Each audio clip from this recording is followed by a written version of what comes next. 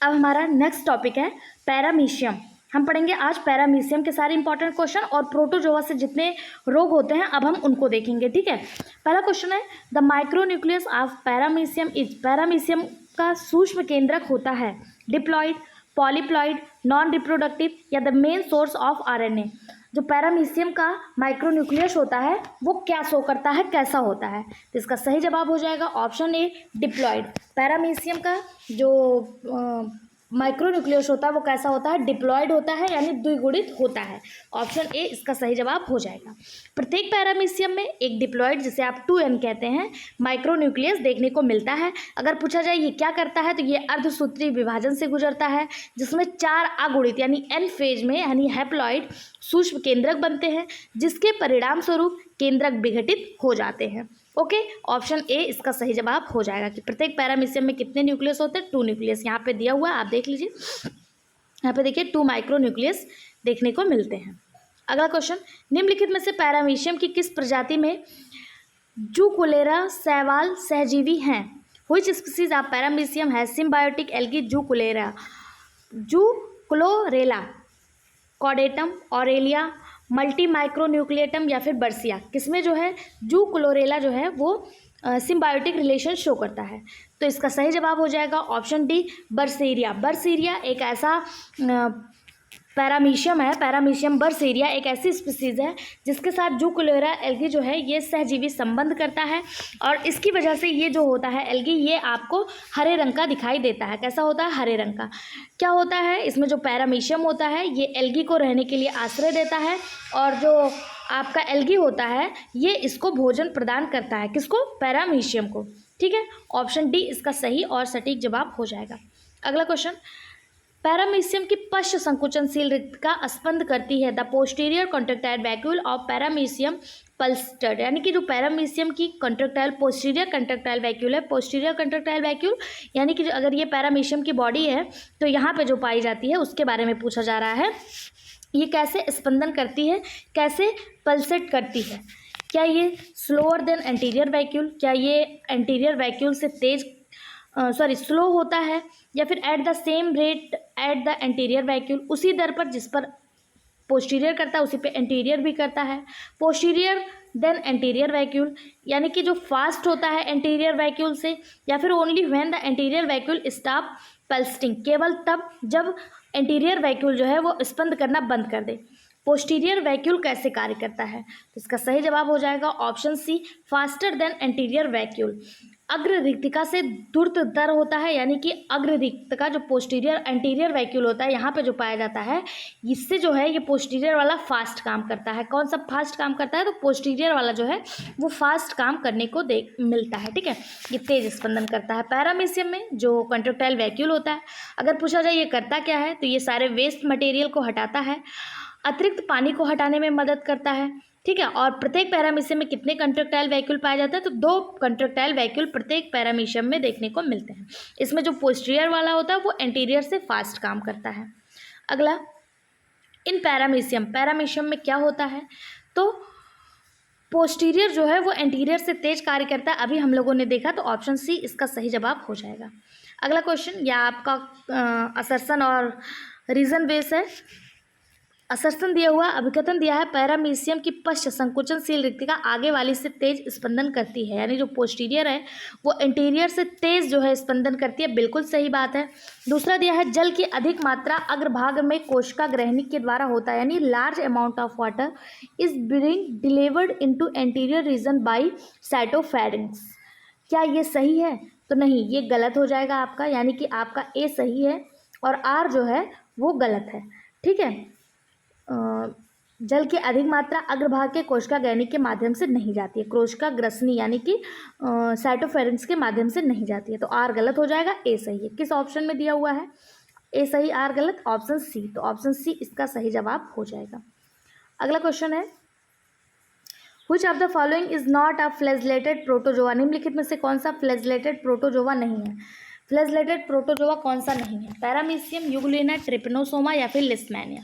कौन सा नहीं है? तो मैंने आपको बताया था प्रोटोजोआ को उनके लोकोमोटरी आर्गन के आधार पर 4 भागों में बांटा गया है। यहाँ पे पूछा जा रहा है कौन सा फ्लैजलेटेड नहीं है, तो पैरामीशियम में कोई भी फ्लैजला नहीं पाया जाता। इसका जो लोकोमोटरी ऑर्गन होता है ये इसकी बॉडी पे हेयर लाइक स्ट्रक्चर पाए जाते हैं, जिसे सीलिया कहा जाता है। क्या कहा जाता है? सीलिया कहा जाता है। इसमें कोई भी कोई भी फ्लैजला देखने को नहीं मिलता है।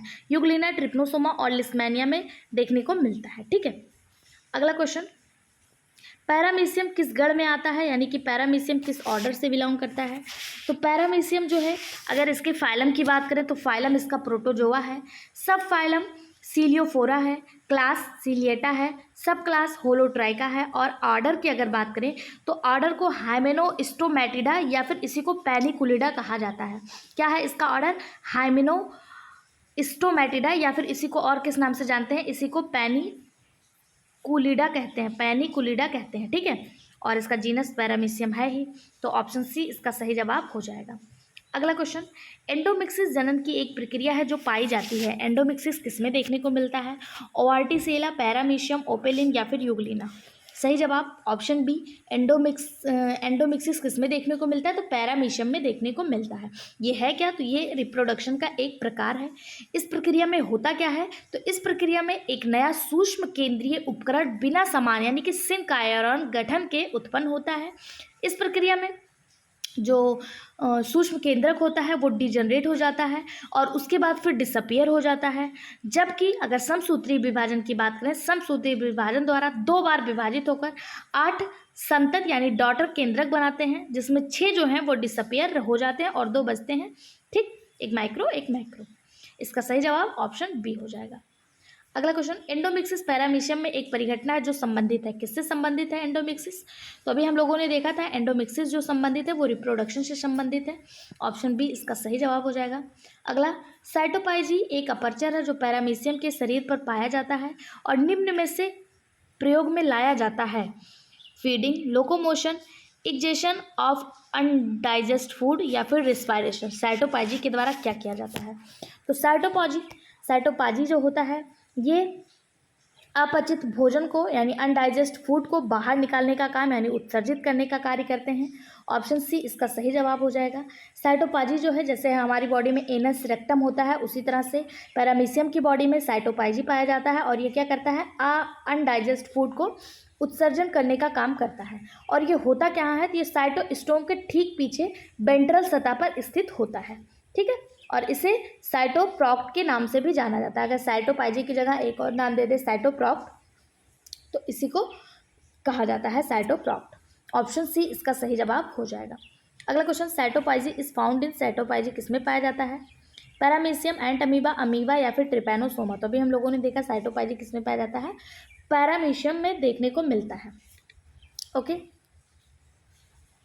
अगला क्वेश्चन, कुछ पैरामीशियम की कोशिका द्रव्य में पाई जाने वाली विशेष कोशिकाएं जो कप्पा कण कहलाते हैं, जिन्हें आप कप्पा पार्टिकल कहते हैं, एक विष उत्पन्न करती हैं यानी टॉक्सिन उत्पन्न करती हैं, जिसे कहा जाता है, मतलब पूछा जा रहा है कि कुछ पैरामीशियम ऐसे होते हैं जिनके साइटोप्लाज्म में कप्पा पार्टिकल पाए जाते हैं और वो एक टॉक्सिक सब्सटेंस प्रोड्यूस करते हैं। उस टॉक्सिक सब्सटेंस का नाम आपसे पूछा जा रहा है कि उसका नाम क्या है। क्या उसे हेमिसीन कहा जाता है, कप्पाशीन कहा जाता है, पैरामेशीन कहा जाता है या फिर सेंस्टिसीन कहा जाता है?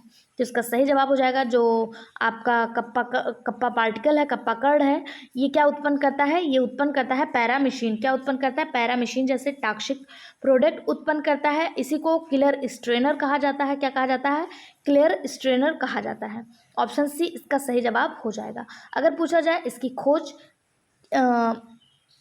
ये किस में देखने को मिलता है? तो ये ग्राम नेगेटिव बैक्टीरिया में देखने को मिलता है। ग्राम नेगेटिव बैक्टीरिया जो सहजीवी जीवाणु होते हैं उनमें देखने को मिलता है। और पूछा जाए इसकी खोज किसने की थी?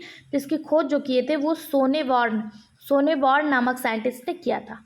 ठीक है, कप्पा के कणों में डीएनए व प्रोटीन दोनों मौजूद होता है और ये क्या बनाता है? पैरामीशिन बनाता है। अगला क्वेश्चन, पैरामीशियम में पाए जाने वाला कप्पा कण किसका उदाहरण नहीं है? कप्पा कण किसका उदाहरण नहीं है? साइटोप्लाज्मिक इनहेरिटेंस तो है, साइटोप्लाज्मिक इनहेरिटेंस है क्योंकि इसमें डीएनए और प्रोटीन पाया जाता है। मेंडेलियन इनहेरिटेंस बिल्कुल ये भी सही है। मैटरनल इनहेरिटेंस ये भी सही है। नॉन क्रोमोसोमल इनहेरिटेंस यही आपका गलत हो जाएगा, और गलत होते हुए भी यही सही हो जाएगा क्योंकि पूछा है ये किसका उदाहरण नहीं है। तो मैंने आपको बताया टीएम सोनबर्ग ने ज्ञात किया था कि संयुग्मन के समय जीवित रहने वाले पैरामीशियम में स्वप्रकृत होती है यानी सेल्फ रिप्लिकेशन होता है, और जो सेल्फ रिप्लिकेशन कर्ण होते हैं इसमें डीएनए पाया जाता है और इसी को कप्पा पार्टिकल कहा जाता है। ये एक किरल स्ट्रेन होते हैं और क्या उत्पन्न करते हैं, पैरामीशिन उत्पन्न करते हैं। ठीक, ऑप्शन डी इसका सही जवाब हो जाएगा। ये करते क्या हैं, तो ऐसे एनिमल, ऐसे प्राणी जो कप्पा विहीन होते हैं उनकी मृत्यु के लिए ये रिस्पॉन्सिबल होते हैं। ये पैरामीशियम का कप्पा कण, कप्पा पार्टिकल नॉन क्रोमोजोमल वंशानुगत का उदाहरण नहीं है। ऑप्शन डी इसका सही जवाब हो जाएगा। अगला क्वेश्चन, पैरामीशियम में पैरामीशिन किस कण द्वारा उत्पन्न होता है, कप्पा, पाई, म्यू या फिर लैम्डा। पैरामीशियम में पैरामीशिन किस कण द्वारा उत्पन्न होता है, तो सही जवाब हो जाएगा ऑप्शन ए, कप्पा के द्वारा। किसके द्वारा, कप्पा के द्वारा। अभी हम लोगों ने देखा था, खोजा कौन था, सोनबर्ग नामक साइंटिस्ट ने खोजा था। ये साइटोप्लाज्मिक कणों के रूप में जाना जाता है। नेक्स्ट क्वेश्चन, पैरामीशियम के संयुग्मन हेतु निम्नलिखित दिए गए कथनों में से कौन सा सत्य है। तो पैरामीशियम का जब संयुग्मन होता है, पैरामीशियम का जब कॉन्जुगेशन होता है तो क्या होता है, out of the 4 nuclei form 3 degenerate, यानी कि 4 न्यूक्लियाई का फॉर्मेशन होता है, 4 न्यूक्लियाई बनते हैं जिसमें से 3 क्या होते हैं, 3 जो है ये डीजेनरेट हो जाते हैं, केवल एक जो है वो आगे बढ़ता है। ये कब होता है, अर्धसूत्री विभाजन द्वारा। ठीक है, ऑप्शन सी इसका सही जवाब हो जाएगा। अगला क्वेश्चन, पैरामीशियम है, पैरामीशियम क्या है, अमोनोटेलिक, यूरियोटेलिक, यूरिकोटेलिक या इनमें से कोई नहीं। तो पैरामीशियम एक वाटर लविंग एनिमल है, यानी कि ये वाटर में पाया जाता है। प्रोटोजोआ, पोरीफेरा, सिलेंट्रेटा, टीनोफोरा, यहाँ तक के जितने भी एनिमल हैं ये सभी अमोनोटेलिक होते हैं, चाहे वो पैरामीशियम, यूग्लिना, कोई भी हाइड्रा, स्पॉन्ज, किसी के भी बारे में पूछ ले, ये सभी अमोनोटेलिक होते हैं क्योंकि ये सभी वाटर में देखने को मिलते हैं। ठीक है, और ये अमोनिया उत्पन्न करते हैं, अमोनिया NH3, और इसीलिए इन्हें क्या कहा जाता है, अमोनोटेलिक कहा जाता है। अगर पूछा जाए यूरिया का उत्सर्जन करने वाले क्या कहलाते हैं, तो यूरिया का उत्सर्जन करने वाले यूरियोटेलिक। इसमें कौन आता है, इसमें आपके आते हैं एडल्ट एम्फीबियंस, कार्टिलेजनस फिशेज और साथ साथ मैमल्स, यानी कि हम लोग, भेड़ बकरी, ये सब सारे मैमल्स। और यूरिकोटैलिक कौन से हैं, तो जो यूरिक एसिड का उत्सर्जन करते हैं वो यूरिकोटैलिक होते हैं।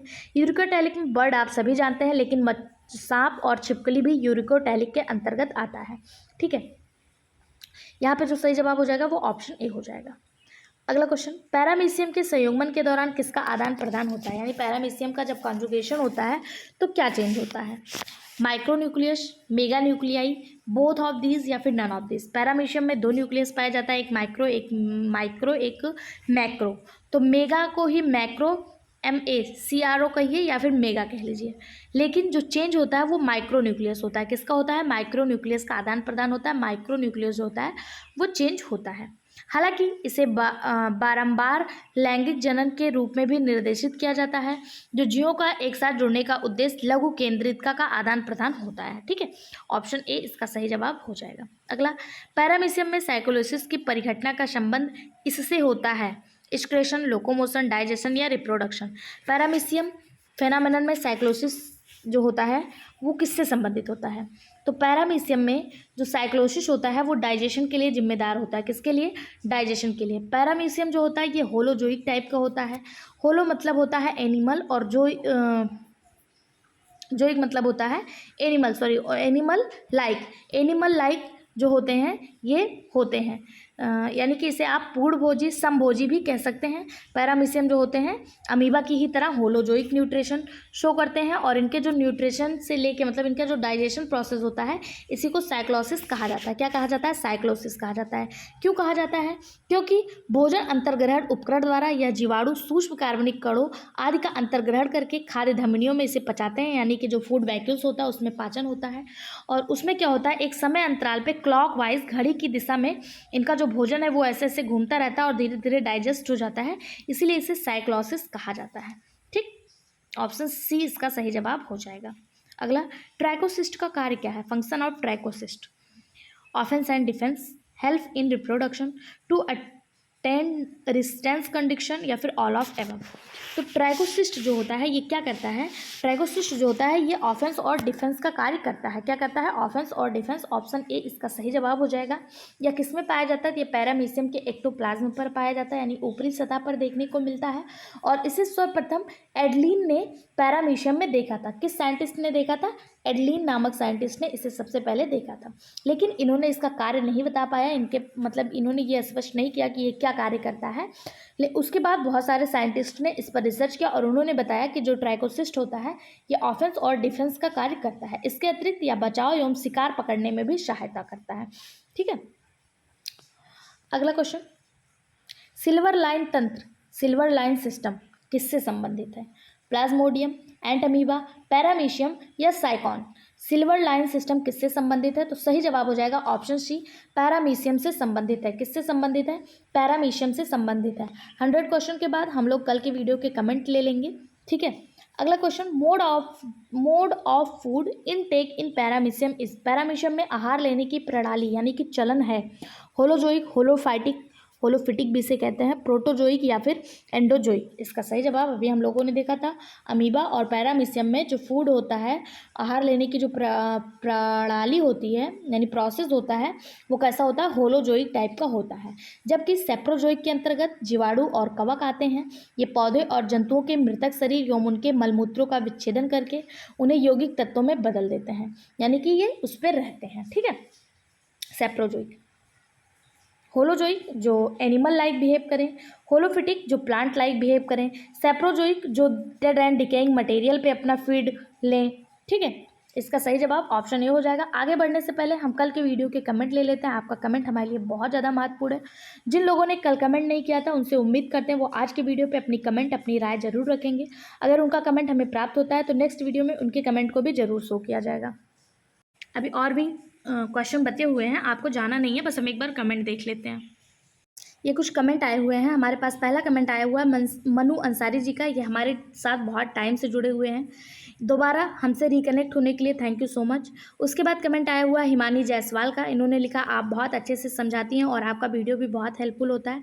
थैंक यू हिमानी जी, ऐसे ही हमें सपोर्ट करते रहिए। और अगला कमेंट आया हुआ है मीतू मिश्रा जी का, मीतू मिश्रा जी का। ठीक है, इन्होंने लिखा थैंक यू सो मच आप सभी को। और जिन लोगों ने कमेंट नहीं किया उनसे उम्मीद है वो इस वीडियो पर अपना कमेंट जरूर देंगे और नेक्स्ट वीडियो में हम उनके कमेंट को भी दिखाएंगे। आप हर एक का कमेंट हमारे लिए बहुत ज़्यादा वैल्यूबल है। आप लोग लाइक करिए, शेयर करिए या मत करिए, लेकिन एक कमेंट जरूर किया करिए, क्योंकि आपके कमेंट से ना हमें बहुत ज़्यादा मोटिवेशन मिलता है और हमें नेक्स्ट वीडियो बनाने की प्रेरणा भी मिलती है। तो प्लीज़ आप लोग कमेंट जरूर किया करिए। चलिए अब अगला क्वेश्चन देखते हैं। अगला क्वेश्चन है amphimixis is paramecium involve. Paramecium में एम्फीमिक्सिस शामिल होता है। पैरामीशियम में एम्फीमिक्सिस कहाँ पे शामिल होता है, तो जो पैरामीशियम है इसमें एम्फीमिक्सिस जो होता है ये अलग इंडिविजुअल के मेल प्रोन्यूक्लियस और फीमेल प्रोन्यूक्लियस का संलयन करता है, इसी को एम्फीमिक्सिस कहा जाता है। ठीक है, एम्फीमिक्सिस में दो अलग अलग जीव के नर यानी कि मेल प्रोन्यूक्लियस और फीमेल प्रोन्यूक्लियस का संलयन होता है। इसमें जाइगोट का केंद्रक द्विगुणित होता है और इसे एम्फीन्यूक्लियस कहा जाता है। यानी कि सिंपल भाषा में क्या कहा जा रहा है, एम्फीमिक्सिस प्रोसेस क्या है, तो मेल और फीमेल इन दोनों का जब प्रोन्यूक्लियस आपस में कनेक्ट होता है, संलयन होता है, तो क्या बनता है, जाइगोट बनता है। जाइगोट का केंद्रक जो होता है ये डिप्लॉयड होता है और जो जाइगोट का केंद्रक होता है ये जब डिप्लॉयड होता है इसी को क्या कहते हैं, एम्फीन्यूक्लियस कहा जाता है। और ये जो प्रोसेस होता है इसी को एम्फीमिक्सिस कहा जाता है। ठीक है, तो ऑप्शन डी इसका सही जवाब हो जाएगा। एम्फीमिक्सिस और एम्फीन्यूक्लियस दोनों मैंने आपको बता दिया। अगर आपसे पूछ लिया जाए कि एम्फीन्यूक्लियस क्या है, तो एम्फीमिक्सिस प्रक्रिया के दौरान जो द्विगुणित यानी डिप्लॉयड जाइगोट का निर्माण होता है इसी को एम्फीन्यूक्लियस कहा जाता है। अगला क्वेश्चन, पैरामीशियम में संयुग्मन सहायता करता है यानी conjugation help in paramecium in rejuvenation, heredity, variation, nuclear reorganisation या ऑल ऑफ एबव। इसका सही जवाब हो जाएगा option D, all of above. Paramecium ciliophora उपसंघ का एक जंतु है, आप सभी को पता है, मैंने आपको बताया भी। इसमें जो है एसेक्सुअल रिप्रोडक्शन देखने को मिलता है। पैरामीशियम में जो सेक्सुअल रिप्रोडक्शन होता है ये केवल और केवल स्ट्रेसफुल दशा में होता है, यानी अनफेवरेबल कंडीशन में ही देखने को मिलता है। बाकी इसमें एसेक्सुअल रिप्रोडक्शन देखने को मिलता है।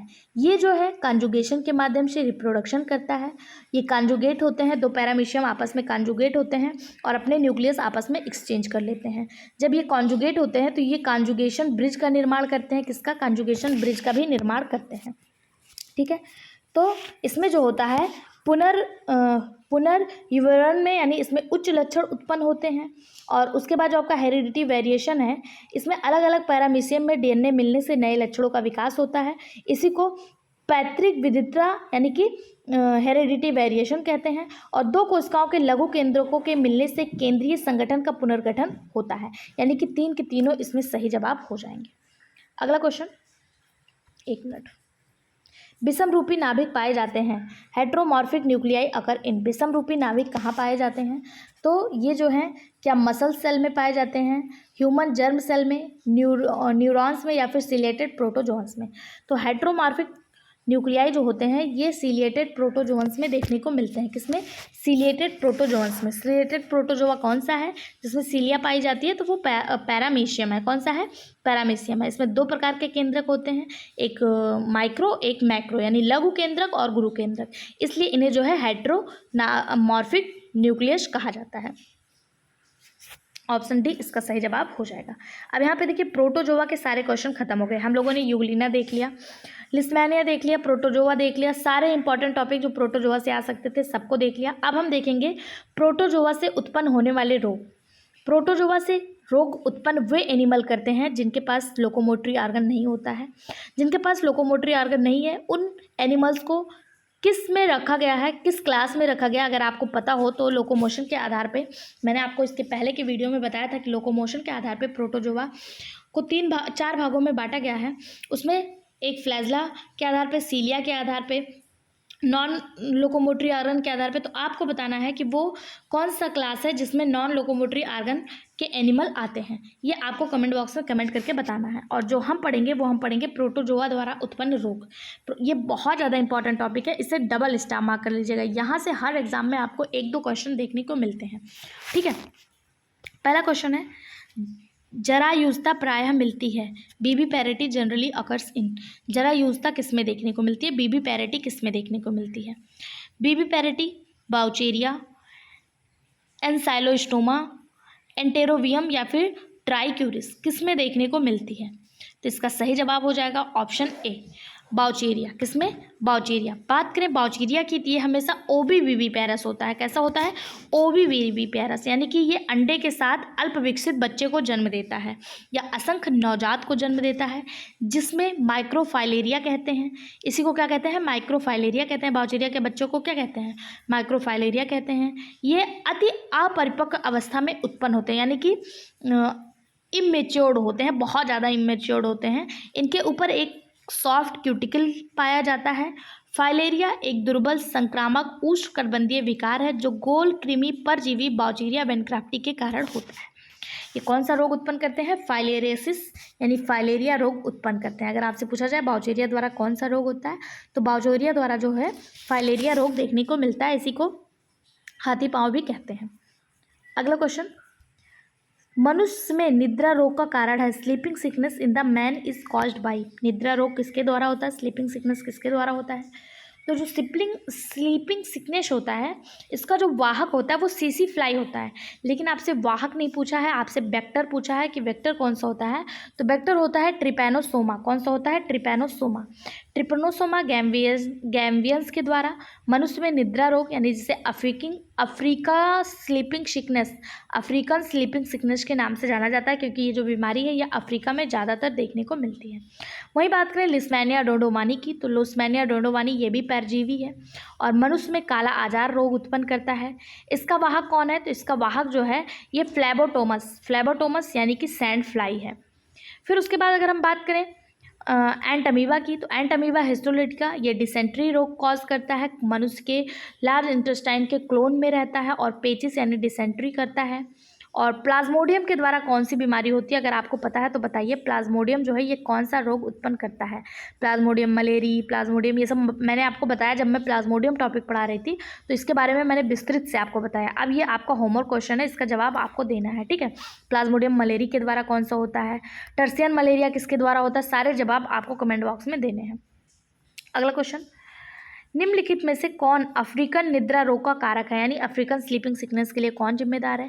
तो मैंने बताया African sleeping sickness trypanosoma vector है, लेकिन यहाँ पे आपसे वाहक पूछ लिया, वाहक कौन सा है? तो वाहक जो है इसे ग्लोसिना पैल्पेलिस कहते हैं। ग्लोसिना पैल्पेलिस को ही शीशी फ्लाई के नाम से जाना जाता है। क्या? सीसी फ्लाई के नाम से जाना जाता है। लिस्मेनिया से क्या होता है? लिस्मेनिया से काला आजार होता है, और इसका जो वाहक होता है वो कौन होता है? लिस्मेनिया का कौन होता है? सैंड फ्लाई यानी फ्लैबोटोमस होता है, ठीक है। ये लिस्मेनिया के लिए होता है। प्लाज्मोडियम के एनोफ्लीज होता है इसका वाहक, प्लाज्मोडियम का। अगला क्वेश्चन, निम्नलिखित में से कौन ट्रिपेनोसोमा गैम्बियंस का रोग वाहक है? ट्रिपेनोसोमा गैम्बियंस का रोग वाहक कौन सा है? तो सही जवाब ऑप्शन बी ग्लोसिना पैल्पेलिस, अभी हम लोगों ने देखा, जिसी को सीसी फ्लाई के नाम से जाना जाता है, और इससे होता क्या है? अफ्रीकन स्लीपिंग सिकनेस होता है। अगला क्वेश्चन, ये आपका कॉलम बेस्ड क्वेश्चन है। कॉलम बेस्ड रीजन असम्पशन सारे कुछ जो अंजू मैम की न्यू वाली बुक आई है, जो अंजू मैम ने बुक लॉन्च किया, उसमें बहुत अच्छे से टॉपिक वाइज क्वेश्चन दिए हुए हैं। मैंने वो बुक ऑर्डर कर दिया है। वो बुक आपका 365 रुपये की है, सॉरी 650 रुपये की, यानी 650 यानी 650 रुपये की बुक है। अगर आपके पास ये बुक परचेज करने के पैसे नहीं हैं और आप इस बुक को पढ़ना चाहते हैं, आप अंजू मैम को जानते होंगे, अगर आप उनकी बुक को पढ़ना चाहते हैं तो आप कुछ दिन वेट कर लीजिए। जैसे वो बुक मेरे पास आ जाती है, जैसे डिलीवर्ड हो जाती है, मैं आपको उसके सारे इंपॉर्टेंट क्वेश्चन प्रोवाइड करवाऊंगी, और साथ साथ उसका पीडीएफ भी टेलीग्राम चैनल पे आपको शेयर करूंगी। बस आप पेशेंस के साथ हमारे साथ जुड़े रहिए, चैनल को सब्सक्राइब कर लीजिएगा, ठीक है। देखते हैं इसमें क्या क्या दिया है। पहला दिया है ब्लड डिसेंट्री यानी रक्त पेचिश, फाइलेरिया, हाइड्रेटेड डिजीज और काला आजार। अगर आप में से ना, देखिए ऐसे क्वेश्चन आप एलिमिनेशन के माध्यम से भी कर सकते हैं। कैसे कर सकते हैं? अगर आपको इनमें से किसी के जवाब नहीं पता है, तो मैंने आपको कई बार बताया कि जो आपका काला आजार होता है, काला आजार ये किसके कारण होता है? ये मैंने आपको बताया, काला आजार लिस्मेनिया के कारण देखने को मिलता है। डी का 3 आप देखिए आपको किस ऑप्शन में दिख रहा है? ए में तो है नहीं, बी में है नहीं, सी में, केवल और केवल ऑप्शन सी में आपको काला आजार लिस्मेनिया डोंडोवानी के कारण होता है देखने को मिल रहा है। बाकी ये 3 अगर आपको नहीं भी आ रहा है ना, तो भी आप एलिमिनेशन के माध्यम से ऐसे क्वेश्चन को कर सकते हैं, क्योंकि केवल ऑप्शन सी में ही दिया है कि डी का 3 होगा। बाकी हम और भी देख लेते हैं। ब्लड डिसेंट्री के लिए एंटामीबा जिम्मेदार है, फाइलेरिया के लिए बाउचेरिया, हाइड्राइड रोग के लिए इकाइनोकोकस और काला आजार के लिए लिस्मेनिया रिस्पॉन्सिबल होता है। ये इसका सही जवाब हो जाएगा ऑप्शन सी। निम्नलिखित में से कौन आंत का ग्रैंड ओल्ड मैन कहलाता है, यानी कि grand old man of intestine के नाम से जाना जाता है? Very very very important question, इसे स्टार मार्क करिएगा। Grand old man of intestine के नाम से किसे जाना जाता है? टीनिया सोलियम, टीनिया सैगिनाटा, जियार्डिया या एंटामीबा हिस्टोलिटिका। तो इसका सही जवाब हो जाएगा ऑप्शन सी जियार्डिया। जैसा कि आपको पता है कि इस बार आपका टीजीटी पीजीटी में जीएस भी लागू हो गया है। जीएस का सिलेबस हमारे इसी चैनल पे अपलोड कर दिया गया, आप चाहें तो उसे देख सकते हैं। और अगर आप कहेंगे तो बहुत जल्द हम आपके लिए टीजीटी के सिलेबस भी लेकर आने वाले हैं कि टीजीटी में कौन से टॉपिक पूछे जाएंगे, कहाँ से क्वेश्चन आएंगे, और वो सारी चीज़ें हम आपके लिए लेकर टीजीटी का सिलेबस भी लेकर आएंगे। लेकिन अगर आप जीएस की तैयारी करना चाहते हैं तो हमारे इसी चैनल पर अभिषेक सर द्वारा बीपीएससी तैयारी के लिए जीएस करवाया जा रहा है। और जीएस आपको पता है कि हमेशा एक ही होता है। इतिहास अगर आप पढ़ रहे हैं, ज्योग्राफी अगर आप पढ़ रहे हैं, तो वो चेंज नहीं होगा। हिस्ट्री कभी चेंज नहीं होगी, ज्योग्राफी चेंज नहीं होगी, बहुत रेयर ही चेंज होती है। तो आपके लिए वो सारी चीज़ें बहुत ज़्यादा हेल्पफुल करेंगी। तो आप चाहें तो उस क्लास को भी जीएस के लिए देख सकते हैं, ठीक है। जीएस से ही एक क्वेश्चन आपसे पूछ लेते हैं। जिस तरह great old man of intestine के नाम से जाना जाता है आपका किसको? जियार्डिया को, उसी तरह अगर आपसे पूछा जाए ग्रेट ओल्ड मैन के नाम से किसे जाना जाता है जीएस में, ग्रेट ओल्ड मैन के नाम से जीएस में किसे जाना जाता है, अगर आपको पता है तो कमेंट बॉक्स में जरूर बताइएगा, ठीक है। अगला क्वेश्चन, एग्यू फीवर यानी कि कंप ज्वर, जूड़ी लेके जो ज्वर आता है, जो बुखार होता है, वो किसके कारण होता है? सिस्टोमा मैंसोनी, प्लाज्मोडियम वाइवेक्स, बुचेरिया या लिस्मेनिया डोंडोवानी। जो कंपन लेके, जूड़ी लेके जो हमें बुखार होता है, वो किसके कारण होता है? तो सही जवाब हो जाएगा ऑप्शन बी प्लाज्मोडियम वाइवेक्स के द्वारा। इसे एगू फीवर कहा जाता है, और ये किसके द्वारा होता है? प्लाज्मोडियम वाइवेक्स के द्वारा होता है, ठीक है। ऑप्शन बी इसका सही जवाब हो जाएगा।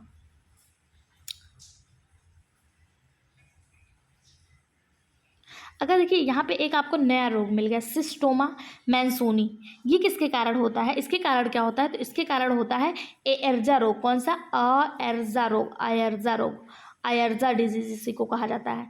ये होता है आपका सिस्टोमा मैंसोनी के कारण। इसे कहीं अलग से पॉइंट बना के लिख लीजिएगा, क्योंकि बाउचेरिया बेनक्राफ्टी के कारण आपको पता है कि ये एक निमेटोड से और फाइलेरिया रोग उत्पन्न करता है। लिस्टमैनिया डोडोवानी जो है ये काला आजार उत्पन्न करता है, ये आप कई बार पढ़ते हैं, लेकिन यहाँ पे ये वाला नाम आपको कुछ नया देखने को मिला है। इसको आप अलग से पॉइंट बना लीजिएगा। सिस्टोमा मैंसोनी के कारण आयरजा रोग देखने को मिलता है। ठीक, अगला क्वेश्चन, निम्नलिखित में से गलत सुमेल को छांटिए, यानी कि इनमें से कौन सा गलत है? एंडोमिक्सिस की परिघटना जो है क्या वो पैरामीशियम में देखने को मिलती है? बिल्कुल। एंडोमिक्सिस कहाँ देखने को मिलती है? पैरामीशियम में। यूग्लिना मिक्सोट्रॉफिक न्यूट्रिशन शो करता है? बिल्कुल, यूग्लिना में मिक्सोट्रॉफिक न्यूट्रिशन होता है। यूग्लिना को एनिमल और प्लांट के बीच की कनेक्टिव लिंक कहा जाता है, क्योंकि यह एनिमल लाइक बिहेव भी करता है और प्लांट लाइक भी बिहेव करता है, यानी कि ये मिक्सोट्रॉफिक न्यूट्रिशन शो करता है। मोनोसिस्टिस स्लीपिंग सिकनेस कॉज करता है? बिल्कुल नहीं। स्लीपिंग सिकनेस कौन कॉज करता है? आप बताइए। स्लीपिंग सिकनेस मैंने कई बार आपको बताया, स्लीपिंग सिकनेस कौन कॉज करता है? तो ट्रिप्नोसोमा गैम्बियंस जो है ये स्लीपिंग सिकनेस कॉज करता है, ना कि मोनोसिस्टिस। ठीक है, और हाइड्रा निमेटोड से, ये बिल्कुल सही बात है। तो इसका जो सही जवाब हो जाएगा, गलत कौन सा है? तो गलत है आपका ऑप्शन सी। गलत कौन सा है? Option C. ठीक, नेक्स्ट क्वेश्चन, डेंगू बुखार, डेंगू फीवर किस मच्छर के काटने से आता है? तो इसका सही जवाब क्या है? क्यूलेक्स, एडीज, एनोफ्लिस या फिर मैनसोमी सॉरी। तो डेंगू मच्छर जो होता है, डेंगू बुखार जो होता है, ये एडीज मच्छर के काटने से होता है। किसके कारण? एडीज मच्छर के काटने से होता है। और इसमें क्या होता है? बुखार 102 से 103 फ़ारेनहाइट तक पहुंच जाता है। 102 से 103 फ़ारेनहाइट तक क्या होता है? बुखार जो है इसमें आम बात होती है। इसमें हड्डियों में दर्द होता है, ग्रंथियों में सूजन आ जाता है, स्किन पर रेड रैसेस दिखाई देने लगते हैं, यानी लाल चकत्ते पड़ने लगते हैं। और ये किसके लक्षण होते हैं? डेंगू फीवर के। और ये किसके कारण होते हैं? एडीज मच्छर के कारण फैलते हैं। अगला क्वेश्चन, निम्नलिखित में से कौन सी बीमारी जो मनुष्यों में मादा क्यूलेक्स मच्छर से संचारित नहीं होती है? ध्यान दीजिएगा, यहाँ पे पूछा जा रहा है नहीं होती है। तो अभी हम लोगों ने देखा जो डेंगू फीवर है ये एडीज मच्छर के काटने से होता है। अगर ये एडीज मच्छर के काटने से होगा तो ये क्यूलेक्स से तो होगा नहीं, तो किससे होगा? एडीज से होगा। तो यही इसका सही जवाब हो जाएगा। बाकी एलिफेंटियासिस, येलो फीवर और एन्सेफ्लाइटिस ये किसके कारण होता है? क्यूलेक्स मच्छर के काटने से होता है। किसके? क्यूलेक्स मच्छर, फीमेल क्यूलेक्स के काटने से होता है। अगला, निम्नलिखित में से कौन सा कीड़ा है जो चागास रोग को संचारित करता है, यानी चागास डिजीज को फैलाता है? चागास डिजीज को फैलाने वाला कौन सा है? तो गैल्सियोना, फ्लेबोटोमस, ट्राइटोमा या फिर मस्का। तो इसका सही जवाब हो जाएगा चागास को फैलाने वाला ट्राइटोमा है। कौन है? ट्राइटोमा द्वारा फैलाया जाता है। ट्राइटोमा बग के द्वारा चागास डिजीज जो है वो फैलता है। ऑप्शन सी इसका सही जवाब हो जाएगा। सीसी फ्लाई फ्लेबोटोमस को कहते हैं और इसके द्वारा ट्रिपैनोसोमा नामक प्रोटोजोआ का वाहक होता है ये, और इसे क्या कहते हैं? सीसी फ्लाई कहते हैं। मस्का डोमेस्टिका, इसको घरेलू मक्खी आप सभी जानते होंगे। ग्लोसिना पॉलपेलिस ये सैंड फ्लाई होता है। अगला question, yellow fever is transmitted by, yellow fever किसके द्वारा होता है? Female Culex, female Anopheles, female Aedes या फिर हाउस फ्लाई। येलो फीवर किसके कारण होता है? तो इसका सही जवाब हो जाएगा येलो फीवर जो होता है ये फीमेल एडीज मच्छर के काटने से होता है। किसके कारण? Female Aedes. येलो फीवर जिसे पीत ज्वर कहते हैं, इसका ट्रांसमिशन मादा एडीज एजिप्टी द्वारा होता है। यह एक वायरल बीमारी है। पीत ज्वर को डेंगू बुखार भी कहा जाता है। ठीक है, येलो फीवर को ही क्या कहते हैं? डेंगू बुखार कहते हैं। अगर येलो फीवर को ही डेंगू बुखार कहते हैं तो इस हिसाब से ये वाला क्वेश्चन का जो जवाब हो जाएगा वो ये दोनों हो जाएंगे। ठीक है, यहाँ पे ये गलत दिया हुआ है। अगला क्वेश्चन, चतुर्थ मलेरिया का कारण क्या है? Quarter malaria squad by, quarter malaria के द्वारा क्वार्टर मलेरिया किसके द्वारा होता है? Plasmodium vivax, Plasmodium malariae, Plasmodium oval या फिर प्लाज्मोडियम फैल्सीफेरम। किसके कारण होता है? तो क्वार्टर मलेरिया जो होता है ये प्लाज्मोडियम मैलेरियाई के द्वारा होता है। ऑप्शन बी इसका सही जवाब हो जाएगा। वही अगर आपसे पूछ ले प्लाज्मोडियम वाइवेक्स से क्या होता है, तो वाइवेक्स मलेरिया होता है। प्लाज्मोडियम ओवेल से क्या होता है? तो ओवेल या माइल्ड या टर्सियन मलेरिया इसी को कहा जाता है। और अगर आपसे पूछ ले प्लाज्मोडियम फैल्सीफेरम से क्या होता है, तो एस्टिबो आर्टुनमल मलेरिया प्लाज्मोडियम फैल्सीफेरम से होता है। इसका सही जवाब ऑप्शन बी हो जाएगा। अगला, हाथी पांव नामक रोग होता है, यानी एलिफेंटियासिस डिजीज किसके कारण होता है, यानी इसका वाहक कौन सा होता है? तो एलिफेंटियासिस डिजीज जो होता है ये बाउचेरिया बेनक्राफ्टी द्वारा होता है और इसका जो वाहक होता है वो होता है क्यूलेक्स मच्छर। क्या होता है? संक्रमित यानी इन्फेक्टेड क्यूलेक्स मच्छर। ऑप्शन सी इसका सही जवाब हो जाएगा। और ये किसके द्वारा होता है? ये बाउचेरिया बेनक्राफ्टी द्वारा होता है। इसी को एलिफेंटियासिस या फिर इसी को फाइलेरिया रोग भी कहते हैं। अगला क्वेश्चन, दिए गए कथनों में से कौन सा हानिकारक कीड़ों के बारे में सत्य है? कौन सा इसमें से सत्य है वो बताना है। पहला है सीसी फ्लाई काला आजार। सीसी फ्लाई क्या काला आजार फैलाती है? तो सीसी फ्लाई स्लीपिंग सिकनेस फैलाती है, पहला गलत हो गया। Sand fly spread sleeping sickness. Sand fly क्या स्लीपिंग सिकनेस फैलाती है? बिल्कुल नहीं। सैंड फ्लाई क्या फैलाती है? काला आजार फैलाती है। यानी ये दोनों अपोजिट दे दिए, ये इसका दे दिया, ये इसका दे दिया, ये दोनों गलत हो गया। तीसरा दिया है आपका ट्राइकोनिम्फा एक सहजीवी प्रोटोजोआ है जो दीमक के आंत में पाया जाता है। Very very very important, mark करिएगा, इसे स्टार मार्क करिएगा, यही सही है आपका और ये बहुत ज़्यादा इंपॉर्टेंट है। ट्राइकोनिम्फा के बारे में एग्जाम में पूछा जाता है और एग्जाम में आया भी है कि ट्राइकोनिम्फा जो एक प्रोटोजोआ है ये कहाँ पे सहजीवी संबंध दर्शाता है? तो ये दीमक के आंत में दर्शाता है। कहाँ पे? दीमक के आंत में, जहाँ पे ये सेलुलोज डाइजेशन का कार्य करता है। ठीक है, ऑप्शन सी इसका सही जवाब हो जाएगा। और वहीं पे पेडिकुलस ह्यूमेनस कार्पोसिस्ट एक एक्टोपैरासाइट है। ठीक है, ये एंडो नहीं है, कैसा है? एक्टो है। तो सही जवाब ऑप्शन सी हो जाएगा। अगला, बाउचोरिया के द्वारा फाइलेरेसिस किस कारण से होता है? वह है फाइलेरेसिस, जब बाउचोरिया के द्वारा फाइलेरेसिस नामक यानी क्या बोलते हैं एलिफेंटेसिस यानी हाथी पाँव नामक बीमारी होती है, वो किसके कारण होती है? तो लसिका ग्रंथियों में अवरोध हो जाता है, रक्त कोश का अवरोध हो जाता है, सिराओं में अवरोध हो जाता है या धमनियों में अवरोध हो जाता है। तो इसका सही जवाब हो जाएगा जो लिम्फेटिक सिस्टम होता है, लिम्फेटिक ग्लैंड होता है, इसमें जो है ब्लॉकेज देखने को मिलता है। इस कारण जो है फाइलेरेसिस या फिर एलिफेंटेसिस रोग होता है। और इसका फैलाता कौन है? बाउचेरिया बेनक्राफ्टी द्वारा होता है। और इसका वाहक क्या होता है? क्यूलेक्स मच्छर होता है। कौन सा होता है? क्यूलेक्स मच्छर होता है। अगर पूछा जाए जो क्यूलेक्स मच्छर होता है इसके कितने होस्ट होते हैं? तो ये 2 होस्ट, इसका ये अपना जीवन चक्र 2 होस्ट पे पूरा करता है। पहला जो है वो कौन सा होता है, दूसरा कौन सा होता है? अगर आपको पता है तो कमेंट बॉक्स में हमें बताइएगा। अगला क्वेश्चन, सैंड फ्लाई किस रोग के रोगाणुओं को फैलाता है? यानी कि सैंड फ्लाई किसके द्वारा फैलता, सैंड फ्लाई के द्वारा क्या फैलता है? तो सैंड फ्लाई काला आजार फैलाने का कार्य करता है, अभी मैंने आपको बताया। ऑप्शन ए इसका सही जवाब हो जाएगा।